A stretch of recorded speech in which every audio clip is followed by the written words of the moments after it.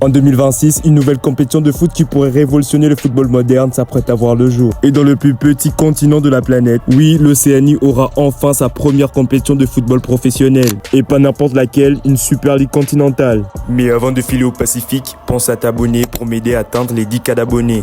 Après la raclée de 10-0 d'Auckland City par le Bayern de Munich en Coupe du Monde de club, la Confédération océanienne de football a donc accéléré le processus de création d'une nouvelle compétition de football professionnel dans le continent, puisqu'avant en Océanie, le football n'avait qu'un statut amateur. Et c'est en 2026 que l'EFC va lancer l'EFC Pro League. Il s'agit de la toute première ligue de football professionnel en Océanie et se compose de 8 clubs basés sur le continent. L'objectif de la ligue est de créer une voie de développement pour le joueur issu d'Océanie afin de rejoindre le meilleur club en Australie ou encore en Europe. La ligue comportera 2 phases de championnat avec 8 équipes, à la suite desquelles les 4 équipes plus performantes et les 4 équipes moins performantes s'affronteront lors du dernier tour du tournoi, permettant d'établir des places de qualification pour la phase finale. Et le champion de la ligue se qualifie pour la Coupe intercontinentale de la FIFA et sert également de voie de qualification à la Coupe du Monde de clubs. Parmi ces 8 clubs qui vont participer à cette édition inaugurale, 4 clubs sont préexistants. La Nouvelle-Zélande sera représentée par 2 clubs, Auckland FC, à ne surtout pas confondre avec Auckland City, et le South Island United, anciennement appelé Christchurch. Auckland FC, club du Rocky Sakai qui évolue en A-League en Australie, enverra son équipe de foot U23 avec autorisation d'aligner 3 professionnels afin de participer aux 2 compétitions en simultané. Ikari United FC représentera la Papouasie-Nouvelle-Guinée, South Melbourne FC représentant australien et le seul club hors OFC puisque l'Australie a quitté la confédération depuis 2006 pour intégrer la confédération asiatique, et si par conséquent les South Melbourne remportent la ligue, le club ne participera pas à la Coupe intercontinentale ni à la Coupe du Monde de club.